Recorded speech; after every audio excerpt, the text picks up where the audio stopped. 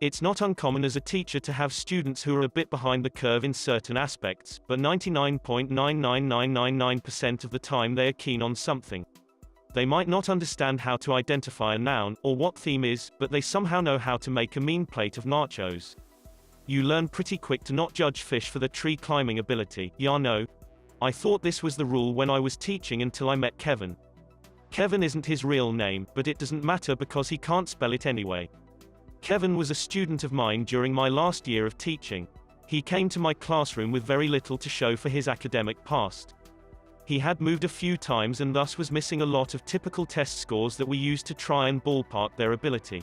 Don't worry, it was a ballpark, we didn't make major decisions until we actually had a chance to talk and work with a student for a bit. I thought, that's fine.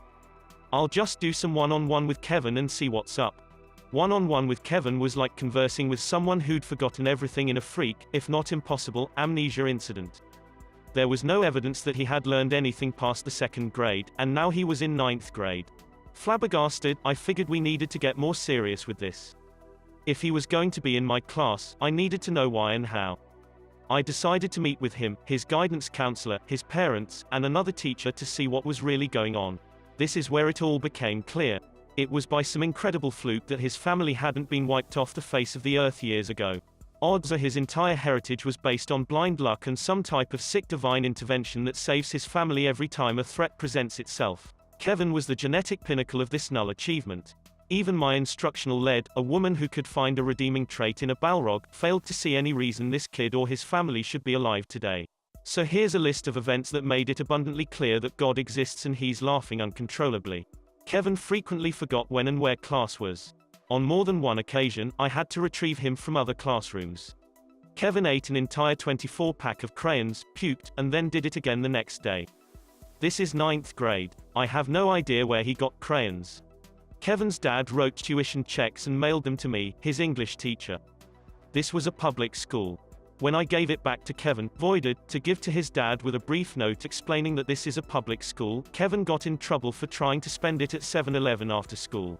Kevin was removed from the culinary arts program after leaving a cutting board on the gas stove and starting a fire. Twice.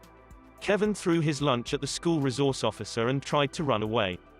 He ran into a door and insisted it wasn't him. Kevin stole my phone during class.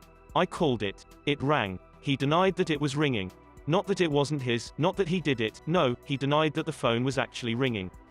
He tried it 3 times before the end of the year. Kevin called the basketball coach a motherfucking bitch during gym. Basketball tryouts were that afternoon. Kevin tried out. It didn't go well. Kevin's mom could never remember which school he went to. She missed several meetings because she drove to other schools, none of which he ever went to. Kevin kept a bottle of orange Kool-Aid in his backpack for about 4 months. He thought it would turn into alcohol. He drank it during homeroom and threw up. Kevin say the N-word a lot. Kevin was white. The high school was 84% black. Kevin got beat up a lot. Kevin stole another student's iPhone, and tried to sell it back to them. Kevin didn't understand that his grade was dependent on tests, quizzes, homework, classwork, and participation. Kevin finished his first semester with a 3% average. He tried to bribe me with $11. Kevin spit on a girl and said, "You should get out of those wet clothes." The girl was the Spanish student teacher. Kevin didn't know dogs and cats were different animals. Kevin tried to download porn onto a computer in the library, at the circulation desk, while he was logged on. Kevin asked a girl to prom, he was in 9th grade and freshmen don't go to prom, by asking for her phone number and then texting her his address. Kevin got gum in his hair, constantly. Kevin regularly tried to cheat on assignments by knocking the pile over, grabbing one before I had picked them all up, and then writing his name on it wherever there was room. Kevin had several allergies, but neither his parents nor he could remember what they were. They were very concerned that the holiday party, it's high school, we don't have those, would have peanuts. When they finally got a doctor's note, he was allergic to amoxicillin. Kevin and his parents took a trip to Nassau, how the fuck did they even get airline tickets, and forgot all their luggage at home.